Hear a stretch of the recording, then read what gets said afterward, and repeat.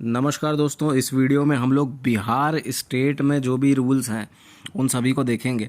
तो सबसे पहले हम देख लेते हैं एनजीटी का क्या प्लान है बिहार स्टेट में। एनजीटी मतलब नेशनल ग्रीन ट्रिब्यूनल। तो जो भी उनका एक्शन प्लान है ऑनरेबल एनजीटी का, वो कुछ इस तरीके से है। पहला एक्शन है उनका कि the identified drains joining river Ganga its tributaries shall be dredged and cleaned, the silt and waste and removed from the drains shall be disposed suitably. यानी क्या कि जितनी भी नदियां हैं जो भी ड्रेन्स हैं जो कि रिवर गंगा को ज्वाइन कर रहे हैं या उसकी ट्रिब्यूटरी है उसको ज्वाइन कर रहे हैं, उसको साफ़ किया जाएगा, उसको क्लीन किया जाएगा। और जो भी सिल्ट और वेस्ट जो है उसको रिमूव किया जाएगा उन ड्रेन्स से, और उसको रिमूव करने के बाद उसको सुटेबली डिस्पोज भी किया जाएगा। तो इससे कंसर्न जो डिपार्टमेंट हैं इस एक्शन को करने के लिए, वो कौन कौन से डिपार्टमेंट हैं? वो है BRJP यानी बिहार राज्य जल परिषद, ULBs यानी अर्बन लोकल बॉडीज़, या UDD urban development and housing departments, और गवर्नमेंट ऑफ बिहार। ये सारे कंसर्न डिपार्टमेंट हैं जो कि इस एक्शन को करेंगे।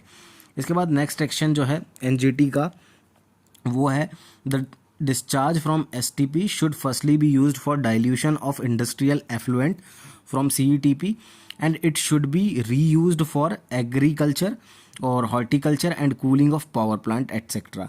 यानी जो भी डिस्चार्ज रहेगा पहले उसको डाइल्यूशन के लिए उसको फर्स्टली पहले यूज़ किया जाएगा, और उसके बाद उसको जो भी इंडस्ट्रियल एफ्लुएंट रहेगा उसका डाइल्यूशन किया जाएगा, और उसके बाद उसको रीयूज़ किया जाएगा एग्रीकल्चर या हॉर्टिकल्चर में, या फिर पावर प्लांट को कूल करने के लिए भी उसका उपयोग कर सकते हैं।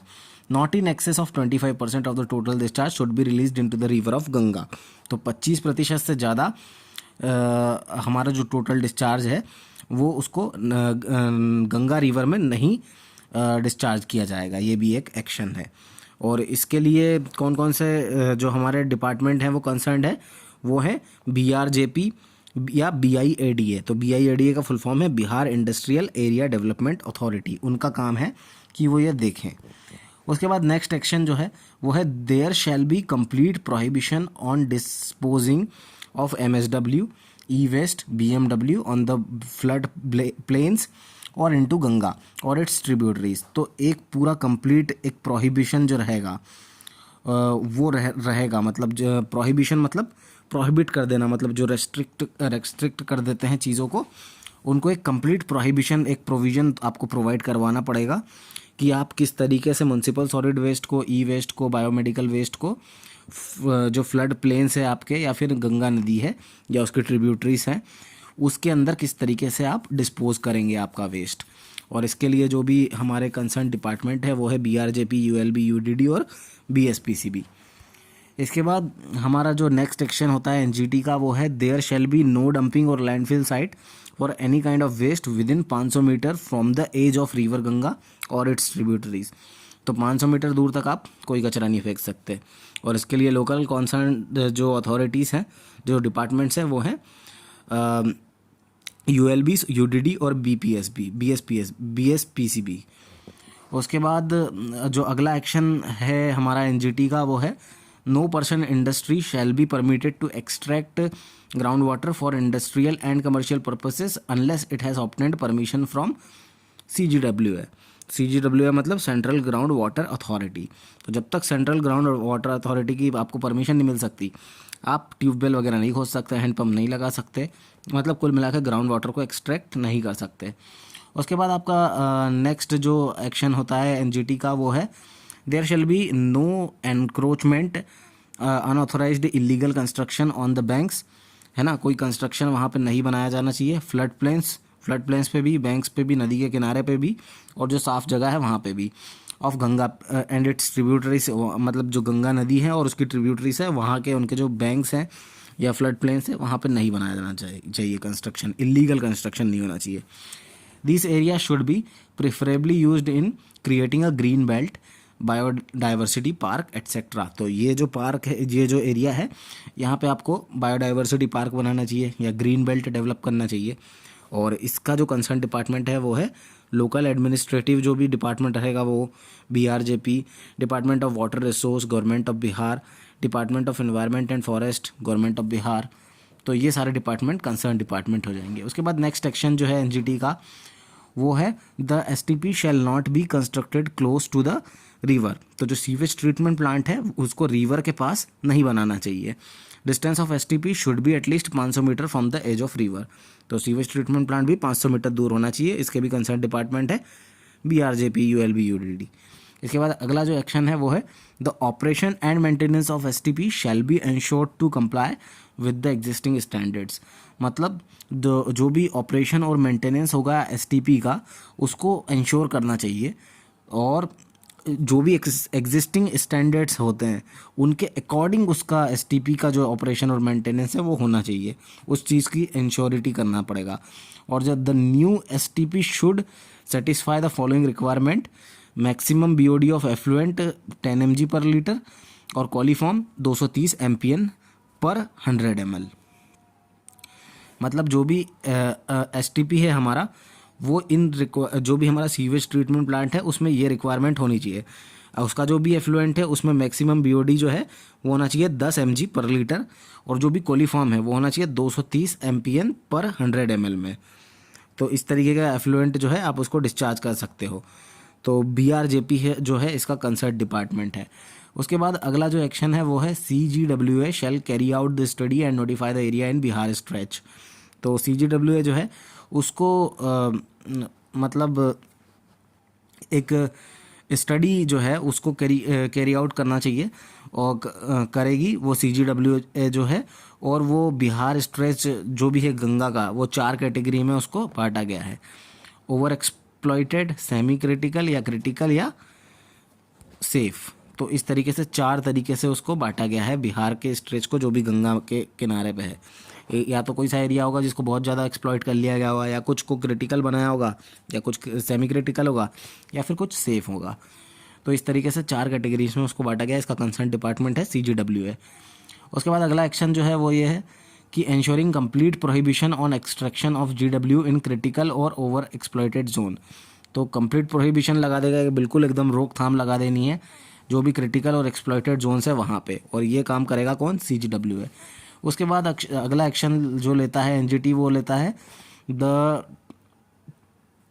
The tannery industries shall be encouraged to adopt the methodology as per CLRI Chennai. तो जो भी सेंट्रल लेदर रिसर्च इंस्टीट्यूट है उसके अकॉर्डिंग जो भी टेनरी इंडस्ट्रीज़ हैं उनको जो भी मेथडोलॉजी ये बताती है CLRI उसके हिसाब से काम करना चाहिए, और इसका कंसर्न डिपार्टमेंट है BSPCB और BARDA। उसके बाद अगला जो एक्शन लेता है हमारा NGT वो ये है कि no industry should be permitted to operate the catchment area of Ganga river until that industry become ZLD compliant और recycles its entire waste discharge for agriculture, horticulture etcetera. तो ये अगला एक्शन ये बोलता है कि कोई भी इंडस्ट्री को ये परमिशन नहीं रहेगी कि वो गंगा के कैचमेंट के पास जो भी उसका कैचमेंट बेसिन है वहाँ पे वो इंडस्ट्रीज़ बना सके, जब तक कि वो ZLD कंप्लेंट उसकी जो रहेगी वो कंपनी ना बन जाए, या फिर वो उसका पूरा जो वेस्ट है वो डिस्चार्ज करे एग्रीकल्चर और हॉर्टिकल्चर के लिए। और इसका लिए जो कंसर्न डिपार्टमेंट है वो है BSPCB, department of industries, government of Bihar. इसके बाद हम लोग देखेंगे गंगा एक्शन प्लान यानी GAP फॉर बिहार स्टेट। तो in Bihar Ganga flows a distance of 445। अब आगे हम देखेंगे गंगा एक्शन प्लान क्या है बिहार स्टेट में, मतलब कि GAP जो है वो क्या है हमारा बिहार स्टेट में। तो in Bihar Ganga flows a distance of 445 kilometre from Chausa Buxar to Kahalgaon Bhagalpur. Bihar में गंगा फ्लो होती है 445 किलोमीटर की, चौसा बक्सर से लेके कहलगांव भागलपुर तक। Average flow of river Ganga at the entry into Bihar is 400 metre cube per second and 1600 metre cube per second at the exit from Bihar. तो जब बिहार में गंगा एंटर करती है तो 400 मीटर क्यूब पर सेकेंड की स्पीड से एंटर करती है और 1600 मीटर क्यूब पर सेकेंड की स्पीड से एग्जिट करती है। Main tributaries of Ganga are Gandak, Burhi Gandak, Ghaghara, Bagmati, Kosi भी बोलते हैं इसको, कमला बालन, महानंदा, करमानसा, सन एंड पुनपुन। तो ये जो नदियां हैं ये गंगा की ट्रिब्यूटरीज हैं। कौन कौन सी? गंडक, बूढ़ी गंडक, घाघरा, बागमती, कोसी, कमला बालन, महानंदा, करमानासा और सोन और पुनपुन। तो these tributaries are responsible in contributing to the flow of Ganga. तो ये जो ट्रिब्यूटरीज हैं, इसी के कारण गंगा में जो फ्लो रहता है वो लगातार बना रहता है। These tributary are also responsible for maintaining wholesomeness of the holy river. तो ये पूरी जो हमारी पवित्र गंगा नदी है, इसकी जो होलसमनेस है, मतलब कि इसको संपूर्ण तरीके, इसको पूर्ण बनाती है, यही नदियाँ हैं ये सब मिलके। These tributaries are commonly called as Nirmal Aviral Dhara. तो इन जो भी ये नदियां हैं, इन सभी को एक साथ बोला जाता है निर्मल अविरल धारा, इनको बोला जाता है। North Bihar is flood prone area and suffers damages almost every year. तो जो नॉर्थ हिस्सा है बिहार का, वो एक वहाँ पे ऐसा एरिया है जहाँ पे कि काफ़ी ज़्यादा बाढ़ आ सकती है और वहाँ पे हर साल लगभग बहुत सारे डैमेजेस होते हैं।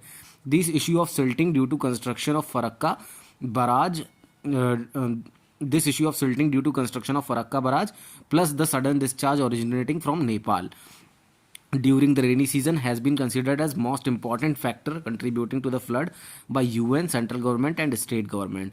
तो क्या क्या इश्यूज है जो सिल्टिंग होती है फरक्का बैराज के कंस्ट्रक्शन के कारण। सिल्टिंग मतलब कि धूल का जो कण, जो मिट्टी के कण है, वो उनका जमाव जो होता है, वो सिल्टिंग जो हो जाती है फरक्का बैराज जो बनाया गया है उसके कंस्ट्रक्शन के कारण होती है।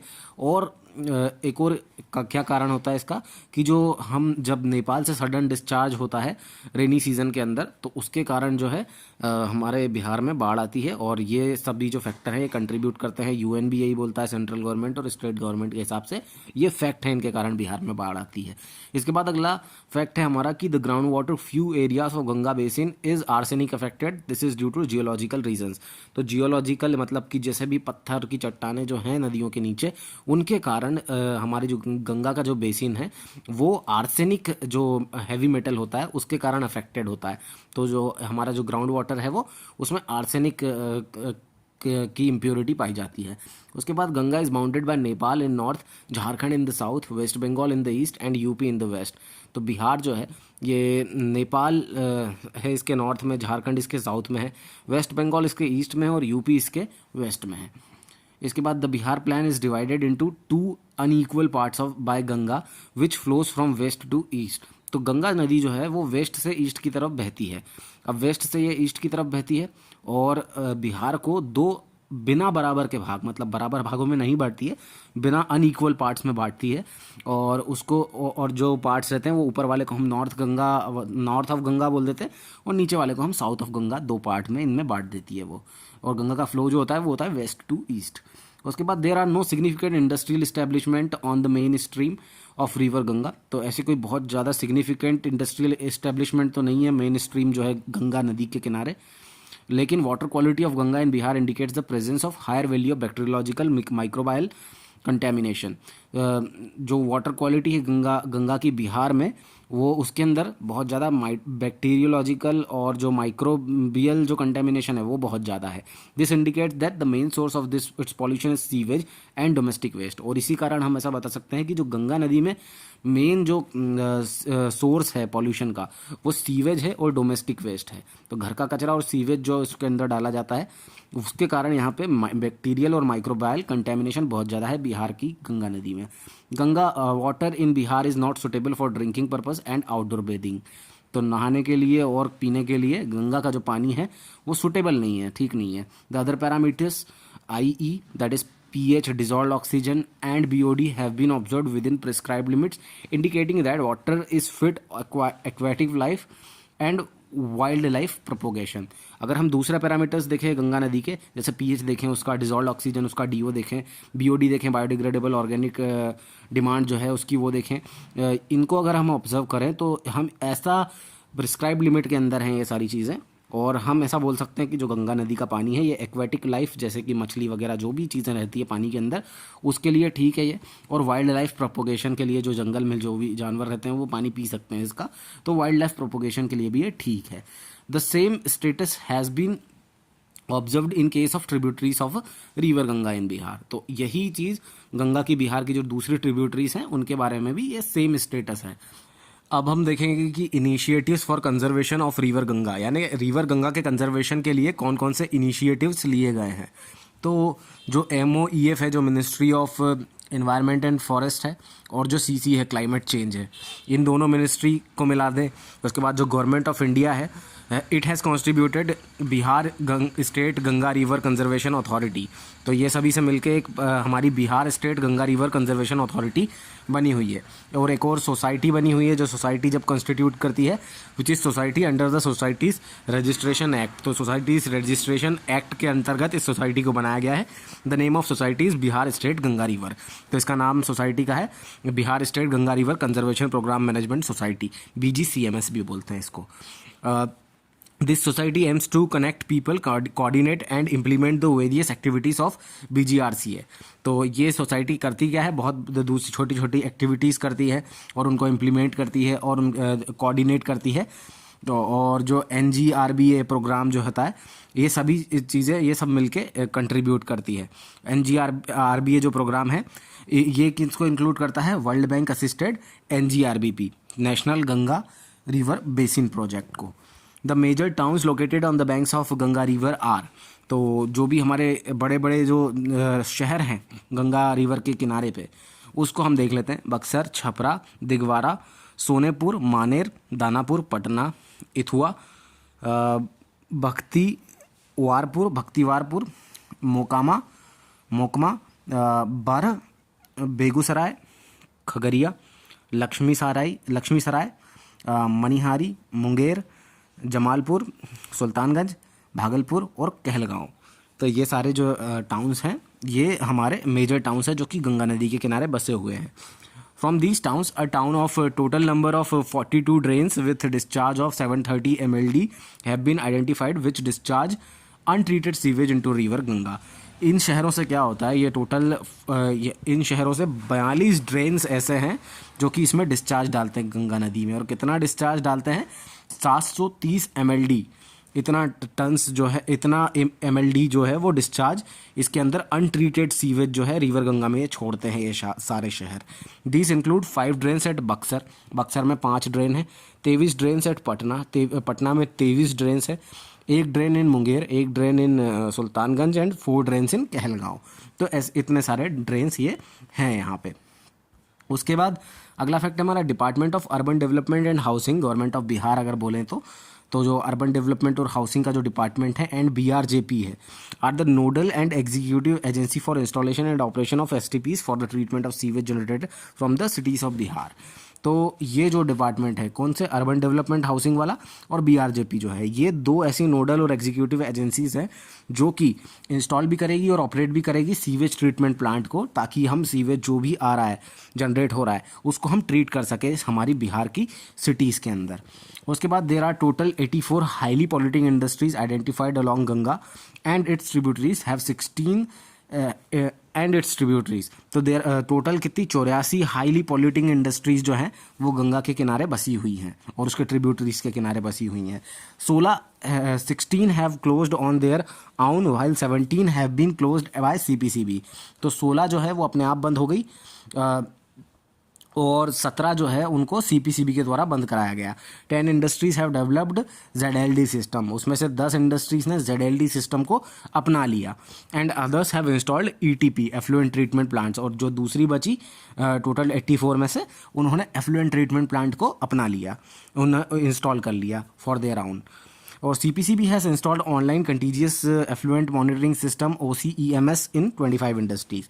तो जो सेंट्रल पॉल्यूशन कंट्रोल बोर्ड है उसने एक online continuous effluent monitoring system develop किया है 25 इंडस्ट्रीज़ के लिए। इसको हम बोलते हैं कंटिन्यूस एफ्लुएंट मॉनिटरिंग सिस्टम यानी OCEMS। अब जो करंट टॉप 5 इंडस्ट्रीज़ हैं जो फंक्शन कर रही हैं अभी, वो है बाहर सुपर TPS NTPC की है, कहलगांव सुपर TPS NTPC है, और Barauni oil refinery Indian oil corporation की है IOC की, और बरौनी TPS NTPC की है, और इंडियन टबैको कंपनी मुंगेर की है, मुंगेर में। तो ये टोटल जो मेन 5 इंडस्ट्रीज जो गंगा नदी के किनारे पे काम कर रही हैं वो ये है। उसके बाद सरफेस वाटर क्वालिटी मॉनिटरिंग जो है वो किस तरीके से की जाती है। वाटर बॉडी अगर हम देखें तो नंबर ऑफ सैम्पलिंग पॉइंट्स के हिसाब से गंगा के नंबर ऑफ सैम्पलिंग पॉइंट्स हैं 27, ट्रिब्यूटरीज ऑफ गंगा के देखें तो 41, और पॉन्ड और लेक्स के जो है नंबर ऑफ सैम्पलिंग पॉइंट्स है वो 4 हैं। और फ्रीक्वेंसी ऑफ सैम्पलिंग जो हम करते हैं वो मंथली करते हैं सब। उसके बाद हम लोग देखेंगे सोशियो इकोनॉमी ऑफ बिहार। तो बिहार जो है इसके अंदर ट्रिमेंडस ह्यूमन रिसोर्स है, यानी यहाँ पे लोग आपको बहुत सारे काम करने वाले मिल जाएंगे। इसका जो एग्रीकल्चरल लैंड है वो बहुत ही ज़्यादा फर्टाइल है, और यहाँ पर जो टूरिज़्म है, टूरिज़्म स्कीम जो है वो बहुत ही इको फ्रेंडली स्कीम है। It is the most preferred place for refineries, fertiliser industry and power plants. तो अगर किसी को रिफाइनरी लगानी है, ऑयल रिफाइनरी वगैरह, या फर्टिलाइज़र की इंडस्ट्री लगानी है, या पावर प्लांट बनाना है, तो बेस्ट प्लेस है ये हमारी बिहार की। टूरिस्ट फेवरेट प्लेसेस आर बोध गया, राजगीर एंड वैशाली। तो अगर टूरिस्ट को घूमना है तो वो वहाँ कहाँ जाएंगे? बोध गया जाएंगे, राजगीर जाएंगे और वैशाली जाएंगे। Madhubani painting is also known and sold world wide. तो एक जो मधुबनी पेंटिंग है इसको पूरा दुनिया इसको जानती है और इसको खरीदा जाता है। However the main thrust in the economy of the Bihar is due to agricultural sector and rural agro based industries. जो मेन जो इकोनॉमी है बिहार की वो किसके बेसिस पे चलती है? एग्रीकल्चर के कारण चलती है, और जो रूरल जो गांव में जो एग्रो बेस्ड इंडस्ट्रीज़ है उनके कारण बिहार की इकोनॉमी चलती है। तो ये हो गई हमारी पूरी सोशियो इकोनॉमी ऑफ बिहार। उसके बाद हम लोग देखेंगे नॉइस लेवल्स इन बिहार। तो बिहार में नॉइस लेवल्स कैसे रहेंगे ये देखते हैं। Automobile revolution in urban area has prove to be major cause of noise pollution. क्योंकि बहुत सारी गाड़ियाँ बिक रही हैं अर्बन एरिया, शहरी क्षेत्रों में, जैसे कि अभी आपने ये आवाज़ सुनी हॉर्न की, तो इसी तरीके से बहुत सारी गाड़ियाँ बिक रही है हमारे अर्बन क्षेत्र में, और उसी के कारण नॉइस पॉल्यूशन हो रहा है। Other reasons include jet planes, trains, industries, speakers etcetera and have cumulative contribution to the noise pollution. और जो दूसरे रीजंस जो हैं, जैसे कि जेट प्लेन हो गया, ट्रेन हो गई, इंडस्ट्रीज हो गई, स्पीकर्स हो गए, इनके कारण भी हमारा जो नॉइस पॉल्यूशन है वो बहुत ज़्यादा बढ़ रहा है। अगर न्यूमेरिकली देखें हम तो sound is measured in decibel. तो साउंड को जो है हम डेसिबल में मेजर करते हैं। Faintest sound level which humans can hear is 20 hertz. अगर कोई इंसान सुन सकता है तो कम से कम 20 हर्ट्ज़ का साउंड निकलेगा तो ही वो सुन पाएगा, या फिर इसको 20 माइक्रो पास्कल भी बोल सकते हैं, या W पर मीटर स्क्वायर भी उसको बोल सकते हैं। और जो ह्यूमन हियरिंग की रेंज जो होती है वो होती है 20 हर्ट्ज़ टू 20,000 हर्ट्ज़, या फिर 20 माइक्रो पास्कल टू 20,000 UPA। तो इस तरीके से ये जो है हमारे नॉइस लेवल्स हैं बिहार के अंदर। इसके बाद हम लोग देख लेते हैं meteorology climate of Bihar. Bihar has tropical monsoon climate with 3 distinct seasons, summer, winter and rainy. तो बिहार के अंदर जो ट्रॉपिकल मानसून जो क्लाइमेट होता है वो होता है ट्रॉपिकल मानसून होता है, और 3 इसमें सीजन्स होते हैं, समर, विंटर और rainy. State is divided into 3 climate zones. 3 climate zone में बिहार स्टेट को बांटा गया है। अब ये कौन कौन से 3 क्लाइमेट जोन्स हैं? पहला है द सब हिमालयन जोन। ये नदर्न पार्ट होता है बिहार का, नॉर्थ वाली डायरेक्शन में। यहाँ पे जो रेनफॉल रहता है 1400 mm रहता है, और मैक्सिमम टेम्परेचर जो रहता है वो 43 डिग्री सेल्सियस होता है, और मिनिमम होता है 4 डिग्री सेल्सियस। इसके बाद जो दूसरे B और C पार्ट में बांटा गया है वो हैं the Ganga plains. Maximum day time जो रहता है टेम्परेचर वो यहाँ पे 21 डिग्री सेल्सियस से ज़्यादा ही रहता है गंगा प्लेन्स के अंदर। In May June maximum temperature reaches up to 45 degree. तो मई जून में ये 45 डिग्री तक पहुँच जाता है। मिनिमम टेम्परेचर जो रहता है यहाँ पे 10 डिग्री सेल्सियस के आसपास रहता है, पर दिसंबर और जो मतलब अगर हम देखें दिसंबर और जनवरी में या रातों में ये 10 डिग्री सेल्सियस के आसपास मिनिमम टेम्परेचर पहुँच जाता है। हेवी रेनफॉल जो रहती है वो होती है यहाँ पे सितंबर के महीने में गंगा प्लेन्स में। इसके बाद जो तीसरे पार्ट में जो बांटा गया है बिहार को वो है द पार्ट्स ऑफ छोटा नागपुर प्लेटू। तो छोटा नागपुर प्लेटू जो है यहाँ पे मैक्सिमम टेम्परेचर 46 डिग्री सेल्सियस होता है, और एनुअल रेनफॉल अगर हम देखें तो यहाँ होती है 600 से 800 mm की। तो ये हमारी हो गई मेट्रोलॉजी क्लाइमेट जो भी होता है मेट्रोलॉजी, अगर हम इसको बोले क्लाइमेटिक कंडीशंस ऑफ बिहार, तो ये सारी चीज़ें हमको पता चल गई। इसके बाद हम लोग देख लेते हैं land use in Bihar. In Bihar, approximately 80% of area is cultivable. Out of this, 60% is already under cultivation. तो बिहार के अंदर 80% जो एरिया है वहाँ पे खेती की जा सकती है, और उसमें से भी 60% पे पहले से ही खेती की जा रही है। फॉरेस्ट लैंड जो है वो 7% है total area of Bihar state. मतलब बिहार का एरिया का 7% वहाँ पे तो जंगल है वहाँ पे। Average holding of a farmer is 0.4 hectare. तो यहाँ पे जो एवरेज होल्डिंग देखें अगर एक किसान की तो वो है 0.4 हेक्टेयर की। Assumed assured irrigation facilities are available in 2015।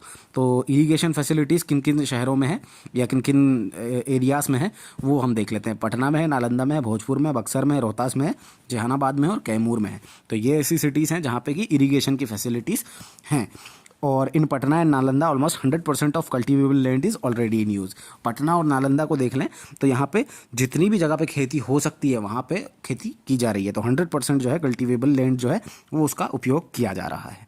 तो ये हो गया हमारा लैंड यूज़ इन बिहार। इसके बाद हम लोग देख लेते हैं ground water in Bihar. On the basis of ground water 4 divisions are made. अगर हम ग्राउंड वाटर के बेसिस पे देखें तो 4 भागों में बिहार को बांटा गया है।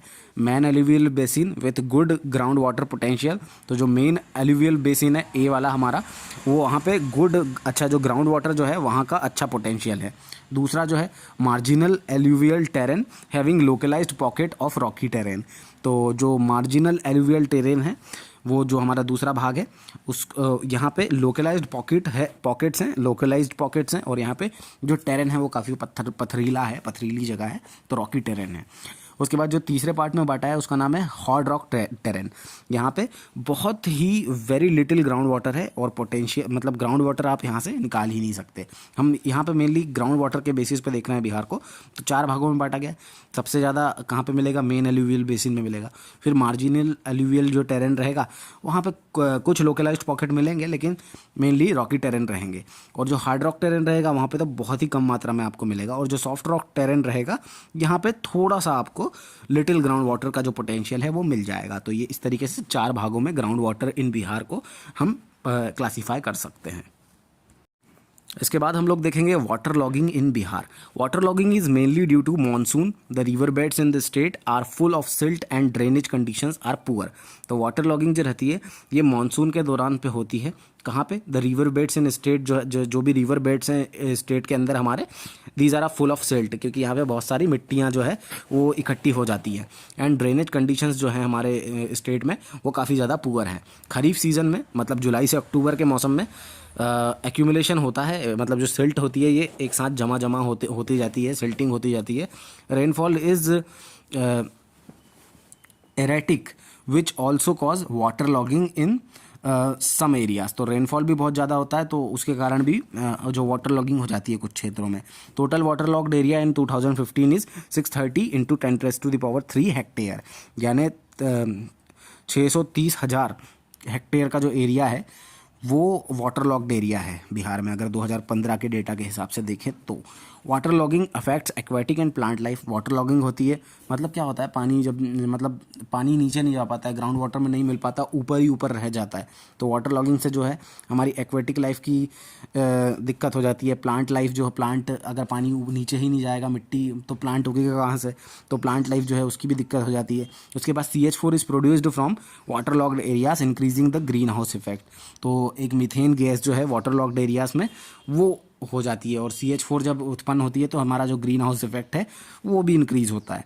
उसके बाद Bihar suffers from malaria, polio, foot rot, liver fluke infestation in humans and various other disease in plants and animal due to water logging. तो वाटर लॉगिंग के कारण क्या क्या होता है? बिहार में मलेरिया हो रहा है, पोलियो हो रहा है, फुट रॉट हो रहा है, लिवर हो रहा है, फ्लूक इन्फेस्टेशन हो रहा है ह्यूमंस के अंदर, तो उनकी तबीयत ख़राब हो रही है। और इसी के कारण प्लांट्स में भी बहुत सारी बीमारियां होती है और एनिमल्स में भी बहुत सारी बीमारियां होती है वाटर लॉगिंग के कारण। तो ये टोटल हमारा हो गया वाटर लॉगिंग जो है वो बिहार में, उसको हमने देख लिया है।